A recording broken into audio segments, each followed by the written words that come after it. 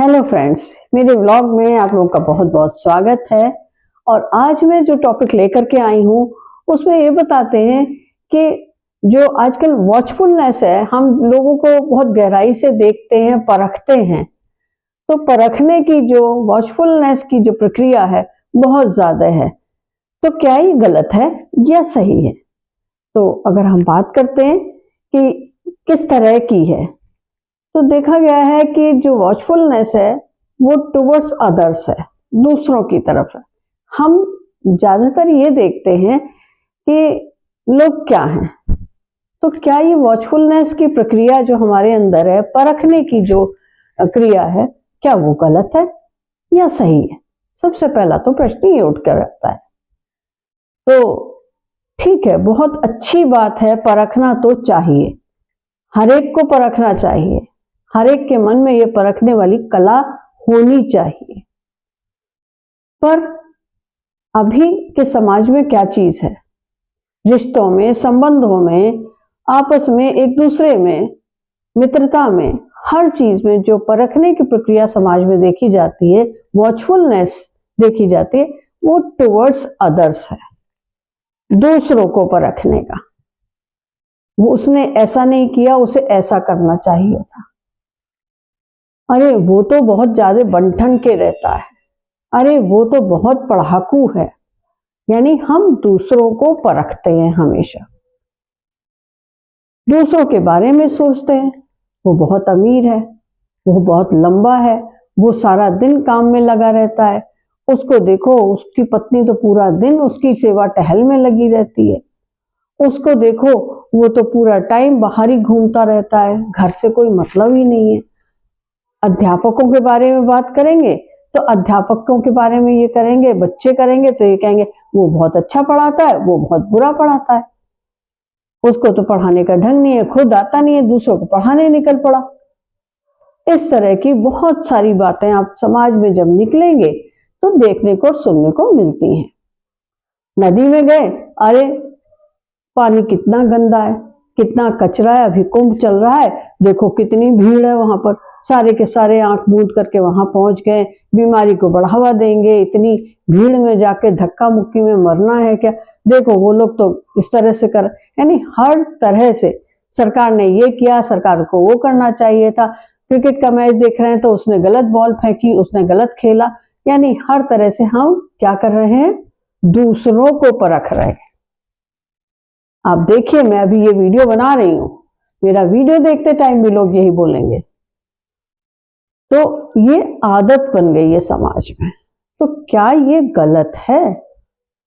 हाँ, वॉचफुलनेस गलत नहीं है, लेकिन वॉचफुलनेस का हमें डायरेक्शन बदलना पड़ेगा। यानी वहां से उस डायरेक्शन को हमें यहां लाना पड़ेगा, अपनी तरफ। कहां लाना पड़ेगा? अपनी तरफ लाना पड़ेगा, उधर से इधर लाना पड़ेगा।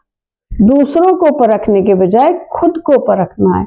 मेरे अंदर क्या कमियां हैं, मैंने क्या किया, मुझे क्या करना चाहिए? क्या मैं दूसरों की तरफ देख करके हंसती हूं? क्या मैंने दूसरे को मुस्कुरा के बात की? क्या मैं स्वयं ईश्वर की प्रार्थना कर रही हूँ, जो दूसरों से कह रही हूँ दूसरे कोई पूजा नहीं करते, देखो वो पूजा नहीं करता है, क्या मैं करती हूँ? क्या मुझे अगर एक लाइन पढ़ाने के लिए दे दिया जाए किसी को, जो मैं अध्यापक की आलोचना कर रही हूं, तो क्या मैं पढ़ा पाऊंगी या पढ़ा पाऊंगा? डॉक्टर ने अच्छा नहीं इलाज किया तो क्या मैं उस जगह पर होती तो क्या इलाज कर पाती? बॉलर को, क्रिकेटर को, बैट्समैन को हम क्रिटिसाइज कर रहे हैं, तो क्या हमें अगर वहां खड़ा कर दिया जाए तो क्या हम बॉल फेंक पाएंगे? हमें तो शायद पकड़नी भी ना आए जो हम फेंक पाएंगे अच्छी। और बैट तो पता ही नहीं है इधर से सीधा होगा कि इधर से सीधा होगा, इस हाथ से हम खेल पाएंगे कि इस हाथ से खेल पाएंगे, नहीं मालूम, कुछ भी नहीं मालूम। जरा सोच के देखिए कि क्या वो सब चीजें जिनके लिए आप दूसरों को बोलते हैं, वो क्या आपके अंदर हैं? वो सारी क्वालिटीज आपके अंदर हैं या उनमें से कुछ नहीं है? मैंने तो अपने आप को यही देखा कि जब मैं किसी को क्रिटिसाइज करने चलती हूँ कि उसने ऐसा नहीं किया, वैसा नहीं किया, उसे ऐसा करना चाहिए था, वैसा करना चाहिए था, वो कम खाता है, वो ज्यादा खाता है, वो दूसरों को शिक्षा ज्यादा देता है, तो मैंने पाया कि मेरे अंदर वो सारी कमियां भरी पड़ी हैं जो मैं दूसरों के अंदर से निकाल रही थी। और तभी बदलाव आ जाता है। ये लगता है पहले हम अपने अंदर सुधार लाएं, पहले अपने अंदर सारे गुणों को लेकर के आए, और जब हम अपने अंदर वो सारी चीजें ले आएंगे तो आप देखेंगे कि दुनिया में, दूसरों में हमें कोई बुराई दिखेगी ही नहीं। एक बार एक बहुत पहुंचे हुए संत थे, उनके पास एक औरत अपने छोटे बच्चे को लेकर के पहुंची और जा करके उनसे निवेदन किया कि महाराज जी, मेरा ये बच्चा मेरी कहने की एक बात को भी नहीं मानता है, जितना मैं कहती हूँ मेरी किसी बात को नहीं सुनता, और तो और खाना खाएगा तो गुड़, नाश्ता करेगा तो गुड़, पानी पीना है तो साथ में गुड़, यानी सारा दिन में ये इतना गुड़ खाता है, सारे टाइम गुड़ खाता रहता। आप इसको मना करिए कि गुड़ जो ज्यादा खाते हैं वो हानिकारक है स्वास्थ्य के लिए, तो इसे गुड़ खाने के लिए मना करिए। खाए लेकिन थोड़ा सा खाए, इतना सारा नहीं खाए कि सारा टाइम सुबह नाश्ते में, खाने में, फिर नाश्ते में, फिर रात को खाने में, हर टाइम खाली मुंह रहना ही नहीं है उसका, गुड़ ही गुड़ खाता रहता है। तो गुरुजी ने कहा कि बहन, तुम मेरे पास एक हफ्ते बाद आना। उसने, औरत ने कहा ठीक है महाराज जी, मैं आपके पास एक हफ्ते बाद आ जाऊंगी।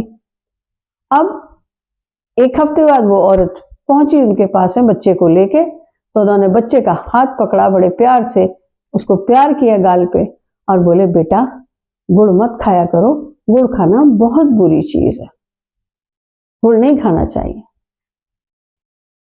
और फिर उससे बोले बहन अब जाइए, अब ये बच्चा आपका गुड़ नहीं खाएगा। उसको, औरत को बहुत गुस्सा आई, बोले महाराज अगर आपको यही बात बतानी थी तो ये एक हफ्ते पहले भी बता सकते थे कि गुड़ नहीं खाना चाहिए, बहुत बुरी बात होती है, तो शायद मेरे बच्चे ने आपकी बात मान के अब तक छोड़ भी दिया होता गुड़। तो गुरुजी हंसे, बोले हाँ बहन बिल्कुल ठीक कहा तुमने, लेकिन मैं इसको मना कैसे करता, क्योंकि मैं तो खुद ही इतना ज्यादा गुड़ खाता था, तो पहले मैंने अपने अंदर की वो बुरी आदत को हटाया, तब मेरे अंदर ये हिम्मत आ पाई कि मैं इससे कह सकूं कि तुम गुड़ मत खाया करो, गुड़ बहुत बुरी खाने की आदत है, गुड़ से नुकसान होता है, तुम्हारी हेल्थ खराब हो जाएगी। तो उन्होंने अपने अंदर की बुरी आदत को निकाला, फिर दूसरों से कहा। तो उसी तरीके से हमें क्या करना चाहिए, वॉचिंग टूवर्ड्स अदर्स की जगह वॉचिंग टूवर्ड्स माई सेल्फ, दूसरों को देखना, क्रिटिसाइज करना, दूसरों को परखने की जगह खुद को क्रिटिसाइज करना, खुद को देखना, खुद को परखना शुरू करना चाहिए। तभी देखिए दुनिया बदल जाएगी, हमारी सफलता के रास्ते खुल जाएंगे, हम प्रसन्न रहेंगे, तो सारी दुनिया हमें खुश और प्रसन्न दिखाई देगी। मिलते हैं फिर नेक्स्ट वीडियो के साथ, तब तक के लिए राम राम जी की।